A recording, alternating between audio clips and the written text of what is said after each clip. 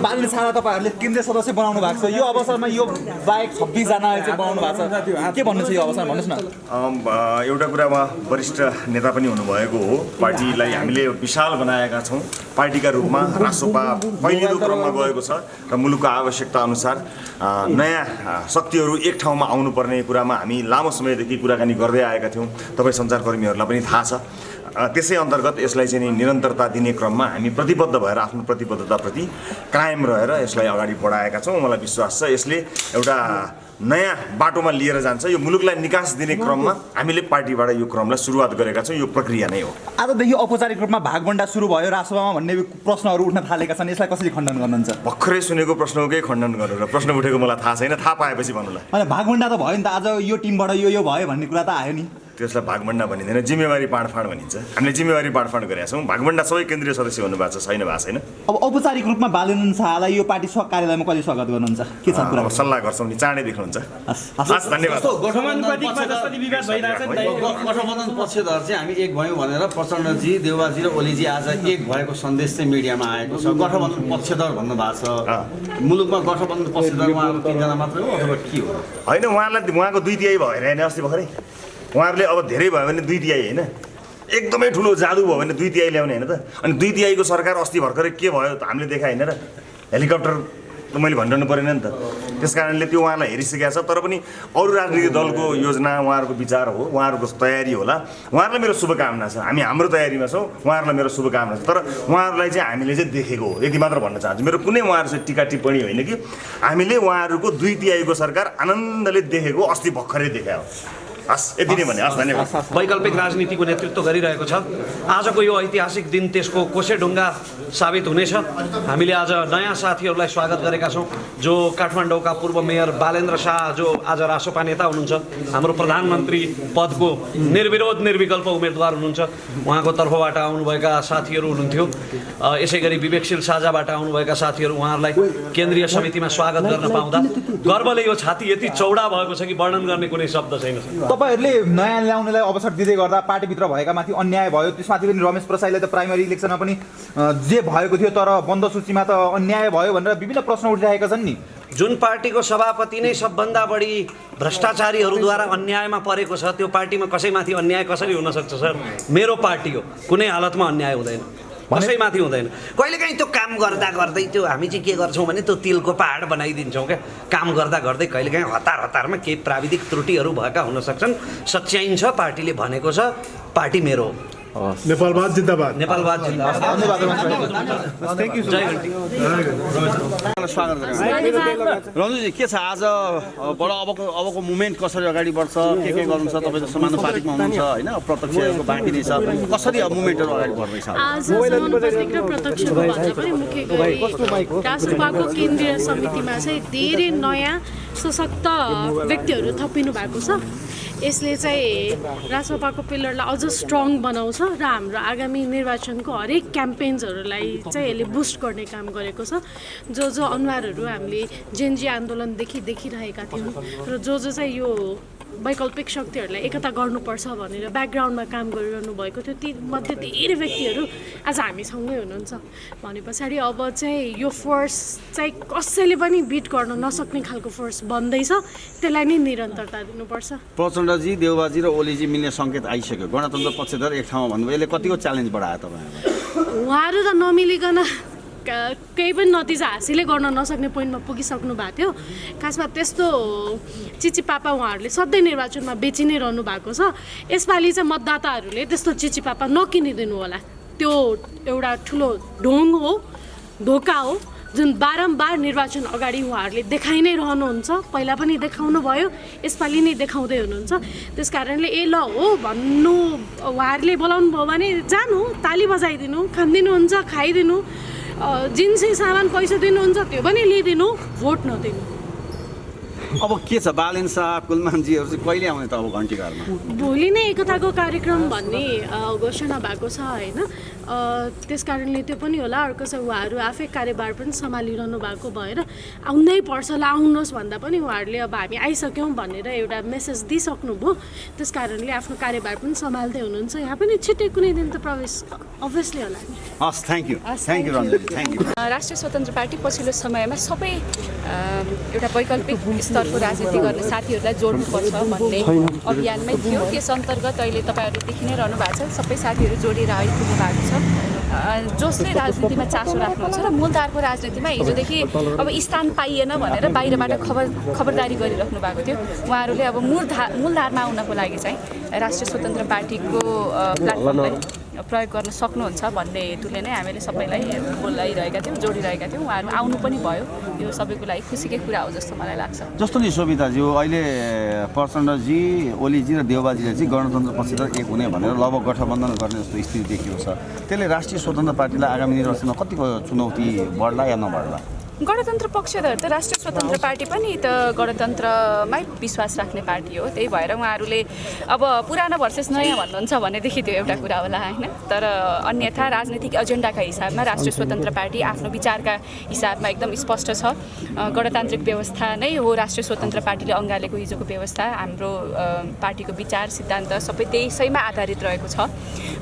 फरक यतिमा चाहिँ हो अहिले हामी जुन नयाँ पुस्ताहरूलाई मूलधारको राजनीतिमा लिएर आउनको लागि पुरानो राजनीतिक दलहरूले काम गर्नु भएन नि, त्यही काम चाहिँ हामीले गरेको हो। त्यसमा अरू केही पनि फरकहरू छैन।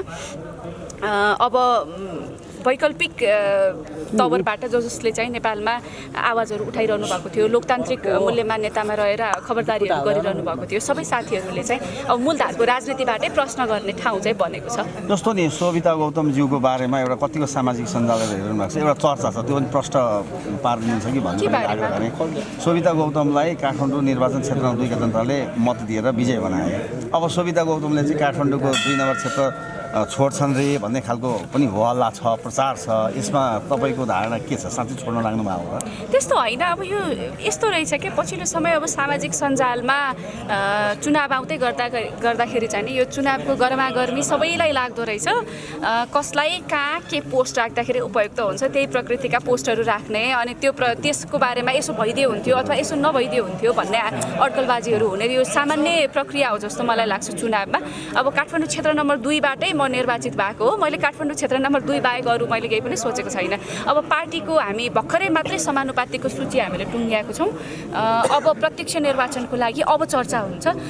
तर अब पहिला हामी जो साथीहरू निर्वाचित भएका थियौँ, जुन जुन ठाउँबाट निर्वाचित भएका थियौँ, हाम्रो लागि स्वतः त्यही स्थान चाहिँ पहिलो प्राथमिकता हो।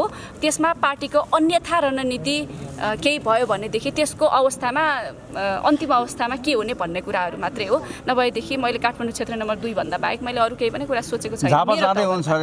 के कार्यक्रम हो राष्ट्रवाद? देशव्यापी रूपमा अब चुनावी माहौल लागिरहेको छ।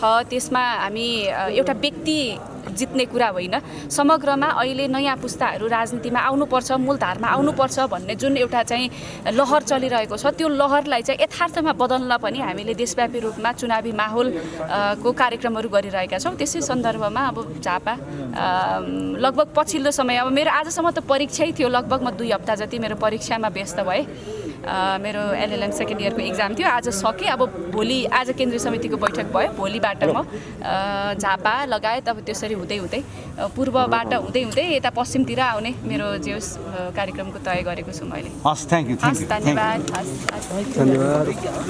लाइट कस्तो रेडी 1 2 3 ल लाइट एक साइड मात्रै भयो, सेन्टरबाट हजुर के छ प्रश्न छैन फेरि भन्दा नमान्ने लाइट मिलेको गुप्ते सर। जस्तो आज राष्ट्रिय स्वतन्त्र पार्टीको केन्द्रीय सदस्यमा मनोनित हुनु भएको छ, हजुर, सँगै पार्टीको पनि जिम्मेवारीमा बस्नुभएको छ।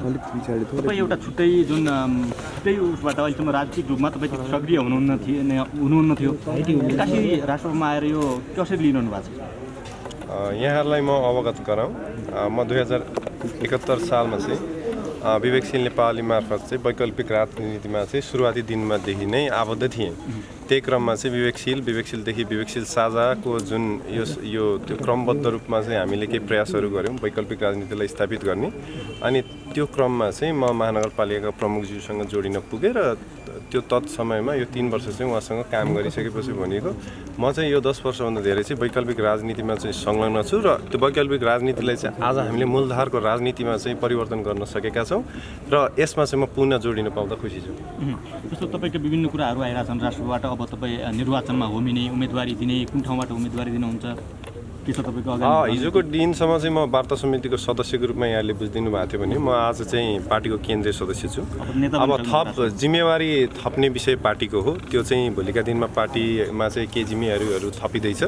आज चाहिँ यति बुझिदिनु होला। अब पार्टीको चाहिँ सङ्गठन, यो समायोजनको विषय, त्यस पछाडि प्रत्यक्ष तर्फका उम्मेदवारहरूको छनौटको विषयहरूमा म कुनै न कुनै रूपमा चाहिँ संलग्न हुनेछु र पार्टीले दिएको जिम्मेवारीलाई पुरा गर्नेछु। यद्यपि तपाईँको आफ्नो अपेक्षा हुन्छ म यहाँबाट जुन निर्वाचनमा जाने अथवा यहाँभन्दा पहिला हल्लाहरू बजारमा गगन थापासँगै पनि लड्ने भन्ने किसिमका हल्ला समेत हामीले सुनेका छौँ। मेरो यस्तो छ, मेरो जन्मथलो र प्रारम्भिक शिक्षा चाहिँ मैले अछामबाट लिएँ। त्यस पछाडि म काठमाडौँ आएँ अनि अध्ययन र त्यो पछाडिको थप पढाइ र कर्मथलो चाहिँ काठमाडौँ बनाएँ।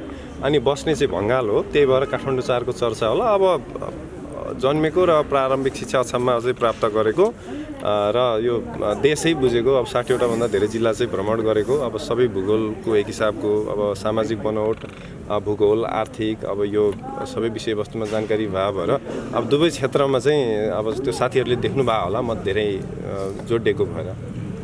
यो पार्टीमा तपाईँ काठमाडौँ महानगरपालिकाका मेयर बालेन्द्र शाहको स्वकीय समेत रहिसक्नु भएको छ। जुन यो 3टा पक्ष एक भइसकेपछि रवि बालेन्द्र कुलमा एउटा समानुपातिकको विवाद पनि आयो। त्यो विवादमा अलिक बढी विवादित भनेको महानगरका मेयर बालेन्द्र शाह र जुन कुलमान खिचिङ हुनुहुन्छ उहाँका पक्षबाट थपिएका नामहरू थिए समानुपातिकमा। यो विषयमा चाहिँ तपाईँ के भन्नुहुन्छ? यो विषयमा चाहिँ हाम्रो चाहिँ तपाईँको चाहिँ जुन दोस्रो चरणको चाहिँ एकीकरण थियो, जुन चाहिँ राष्ट्रिय स्वतन्त्र पार्टी र उज्यालो अभियानको, हामीले अघिल्लो दिन नै चाहिँ जेएनजी महानगरपालिकाको प्रमुखज्यू अनि रासोपाको चाहिँ अब एकीकरण र मिलन टुङ्गाइसकेका थियौँ। दोस्रो दिनको चाहिँ त्यो तपाईँको चाहिँ वार्ता स्थलमा नै तपाईँको चाहिँ लगभग 9 साढे 9 बजेको थियो। त्यो उज्यालो अभियानको चाहिँ लिस्ट पार्टी कार्यालयमा 10 बजे पछाडि आइपुग्यो अनि हाम्रो साथीहरूले चाहिँ लिस्ट बेलुका टुङ्ग्याएर चाहिँ इन्ट्रिग्रेट गर्दै थियो।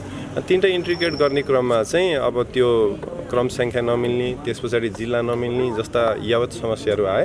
अनि त्यसको लागि चाहिँ निर्वाचन आयोगले दिएको समयमा चाहिँ त्यसमा चाहिँ शुद्धाशुद्धि र विभिन्न हिसाबको चाहिँ सच्याउने कामहरू चलिरहेको छ। अनि त्यो चाहिँ अब तपाईँको चाँडै नै यहाँहरूमा चाहिँ अध्यावधिकको रूपमा आइसके पछाडि हामीले तपाईँहरूलाई त्यो स्पष्ट रूपमा के भाव भनेर अझ थप भन्न सक्छौँ। जस्तो यो तपाईँहरूको त्यति बेलाको हेर्दाखेरि केही समयको पनि अभाव होला, तर बालेन्द्र शाहको पक्षबाट अर्को आरोप के छ भने पपुलिस्टहरूलाई भित्ताइयो, जुन चिनेका अलि हाइलाइट भएकाहरू समानुपातिकमा बढी आयो भन्ने पनि देखिन्छ। यस्तो छ, त्यसमा चाहिँ हामीले चाहिँ समाजको चाहिँ धेरै विधाहरू छ, समाजमा चाहिँ विभिन्न वर्गहरू छ, समाजमा चाहिँ अब त्यो विभिन्न जात जाति यो सबैलाई चाहिँ सर्टेन पर्सेन्टेज वाइज छुट्याउनुपर्छ भन्नेमा थियो। जस्तो जिल्ला वाइज पनि गर्नुपर्छ नि त, प्रदेश वाइज पनि अनुपात मिलाउनु पऱ्यो। त्यस्तै चाहिँ विभिन्न चाहिँ तपाईँको चाहिँ क्लासहरू छ, वर्ग छ, अनि त्यस पछाडि विभिन्न विधाहरू छन्, अनि विभिन्न पेसाहरू छन्। यो सबैको चाहिँ वर्गीकरण गरेर र त्यो गर्ने क्रममा चाहिँ त्यस्तो फेसहरू देख्न सक्नु भएको होला, तर यद्यपि चाहिँ त्यो हिसाबले चाहिँ यो तयार गरिएको होइन।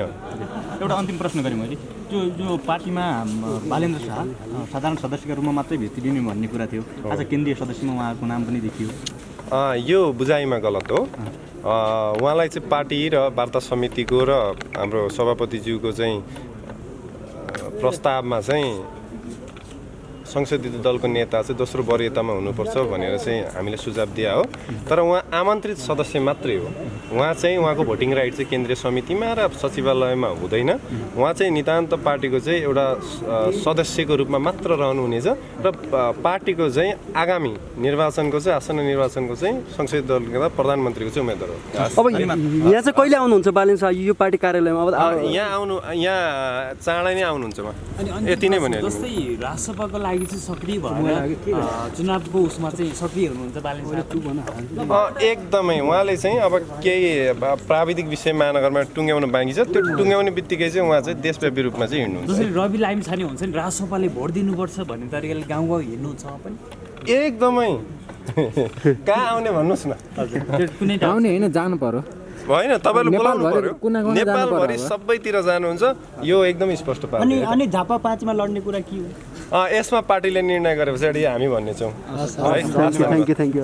नेपालको राजनैतिक कोर्स एउटा फेरिएसँगै अब अलिकति नयाँ ढङ्गले जानुपर्छ, नयाँ पुस्ताहरू एक ठाउँमा आउनुपर्छ, नयाँ टिमहरू एक ठाउँमा आउने क्रममा चाहिँ सबै मैले बार हामीले जे कुरा भनिरहेका छौँ यस पूर्व पनि नयाँ राजनैतिक वा वैकल्पिक शक्तिहरू नयाँ विचार लिएर, नयाँ बाटो लिएर, नयाँ त्यो धारा लिएर आएका सबै राजनैतिक शक्तिहरू एक ठाउँमा जम्मा भएर जानुपर्छ र त्यो जानुपर्छ भन्दै गर्दाखेरि आज राष्ट्रिय स्वतन्त्र पार्टी एउटा महासागरको रूपमा आइसक्दै गर्दा सानो सानो खोला नदीहरू जति हामी विभिन्न कोणबाट बगिरहेका छौँ उनीहरू आएर एउटा चाहिँ जम्मा हुने एउटा यो थलो बनेको छ। त्यसैले हामी लगायत हामी सबैलाई पनि के अपिल गर्छौँ भने यो महासागरमा सबैलाई समाहित हुनलाई, यो महासागरमा जोडिनलाई हामी सबैलाई अपिल गर्न चाहन्छौँ। त्यसैले अहिले तपाईँहरूलाई यति मात्रै के भनौँ भने हामी पनि एउटा पार्टी बनाएका थियौँ, हामीले पनि एउटा पार्टी, हामीसँग पनि एउटा पार्टी छ, त्यो पार्टीलाई पनि हामीले आसन्न निर्वाचनमा राष्ट्रिय स्वतन्त्र पार्टीसँगै मर्ज गरेर यो पार्टीसँगै जोडिएर यो पार्टीसँगै मिसिएर एउटा चाहिँ नयाँ शक्तिको रूपमा राष्ट्रिय स्वतन्त्र पार्टीलाई एउटा देशले खोजेको, देशले रोजेको, देशले चाहेको एउटा शक्तिको रूपमा चाहिँ विकास गरेर लिएर जानुपर्ने बेला भएको छ। देशको आवश्यकतालाई ध्यानमा राखेर, जनताको मागलाई ध्यानमा राखेर जेनजी आन्दोलनले उठाएका जो दुईवटा मुद्दा छ, एउटा एन्टी करप्सनको मुद्दा, अर्को गुड गभर्नेन्सको मुद्दा, भ्रष्टाचारको विरुद्धमा र सुशासनको पक्षमा जे खालको नाराहरू बजारमा उठेको छ, जेनजी आन्दोलनको त्यो रगतलाई सम्झिएर मरेका ती शहीदहरूलाई को मुहारलाई सम्झेर र बाँचेका आम नेपालीहरूको मुहारलाई सम्झेर एउटा निष्कर्षमा पुग्नुपर्ने बेला भएको छ। त्यसैले हामी हिजो विभिन्न पृष्ठभूमिबाट आएका थियौँ। हामी दलितका लागि दलित अभियान, दलितलाई खै भनेर एउटा हामीले अभियान थाल्यौँ। तर अहिले परिस्थिति यस्तो बनेको छ कि देश पहिला, देशपछि अरू, त्यसपछि अरू, यसपछि अरू भनेका छौँ। पहिला देश बनाउनु पर्नेछ। देश रह्यो भने भोलि दलित, मधेसी, जनजाति, मुस्लिम, यहाँका उपेक्षित, उत्पीडित सबैको मुद्दालाई चाहिँ एउटा छलफल गराउनु एउटा चाहिँ समय बन्दैछ। त्यसैले गर्दाखेरि आज रासपाको पार्टी कार्यालयमा उभिएर हामी पनि सबैलाई के कुरा अपिल गर्न चाहन्छौँ भने आसन्न निर्वाचनमा सबैजनालाई यो महासागरमा जोडिएर, यो महासागरमा ऐक्यबद्धता जनाएर सबैजनालाई जानको लागि चाहिँ म हार्दिक अपिल गर्न चाहन्छु। धन्यवाद छ। अहिलेलाई मलाई भाग्ने छोड दिनुभयो भने धेरै धेरै धन्यवाद छ। हस्, धन्यवाद। तपाईँ पनि बालेनको एकदमै नजिकको पात्र, सँगै उहाँसँगै सचिवालयमा बसेर काम गरिसकेको व्यक्ति, आज राष्ट्रवादको पार्टी कार्यालयमा हुनुहुन्छ। यहाँको अनुभव अथवा एउटा कुन किसिमको अनुभव गरिरहन्छ भनिदिनु। यहाँ भन्दा पनि अलि अगाडिबाट नै सुरु गर्नुपर्छ होइन। हामीले चाहिँ खासमा यो सपना धेरै अगाडि मैले चाहिँ विवेकशील नेपाली दलको अभियानबाट मैले सुरु गरेको हो र आज यसमा जे भइरहेको छ यो सपना चाहिँ हामीले धेरै अगाडि देखिसकेका थियौँ। आज आएर यो सपना पुरा मात्र भएको हो होइन। सुरुमै विवेकशील नेपाली दलबाट हामीले यो वैकल्पिक राजनीतिक अभियान सुरु गर्दाखेरि हामीले चाहिँ एक दिन चाहिँ एकदमै यो वैकल्पिक दल, वैकल्पिक शक्ति चाहिँ एकदमै ठुलो हुन्छ भनेर हामीले त्यही बेला सोचिसकेको थियौँ, त्यो बेला सपना देखेको थियौँ। तर हरेकचोटि एउटा स्टेप बाई स्टेप एउटा होइन एउटा पर्खाल बनाउँदा हरेकचोटि एउटा इँटा थपिँदै गएको जसरी नै आज चाहिँ यो बल्ल यो एउटा पर्खाल पुरा भएको हो। त्यतिखेर हामीले सुरुमा एउटा युवाहरूलाई चाहिँ अगाडि सारेर, त्यतिखेर खासै युवाहरूको राजनीतिप्रति चासो थिएन। सबैजना युवालाई चाहिँ राजनीति भनेको फोरी खेल भन्ने खालको त्यो एउटा किसिमको भाष्य चाहिँ समाजले निर्माण गरिदिएको थियो होइन। तर बिस्तारै नै त्यो विवेकशील नेपाली दलमा अब स्वर्गीय उज्जवलालाई सम्झिन चाहन्छु। उहाँको त्यो इनिसिएसनले चाहिँ धेरैजना युवाहरू जसले चाहिँ राजनीतिलाई एकदमै गलत नजरबाट एकदमै खराब खेल भनेर हेरिराख्नु भएको थियो, उहाँहरूलाई चाहिँ वैकल्पिक राजनीति मार्फत चाहिँ राजनीतिमा ल्याउन त्यतिखेरको हाम्रो अभियान चाहिँ एक किसिमले सक्सेसफुल भयो। त्यसरी नै हामीले विभिन्न युवा उम्मेदवारहरूलाई चाहिँ निर्वाचनमा अगाडि सार्यौँ।